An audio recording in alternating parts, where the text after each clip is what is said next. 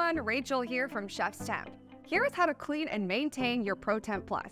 When you're done getting to that perfect temp, it's time to clean up. Manually use soapy water to clean your probe. And if there are any difficult residues that are hard to take off, you can go ahead and use a polishing sponge or fine sandpaper. The probe is dishwasher safe and waterproof. If the stand gets dirty, you can go ahead and wipe it down with a wet cloth. The stand itself is not waterproof or dishwasher safe, so please do not submerge it in water. And friendly reminder, we recommend that you charge your device once every 1 to 2 months to keep it working at optimal levels. Note that if the device is kept in direct sunlight, charging may be prevented due to high temperatures.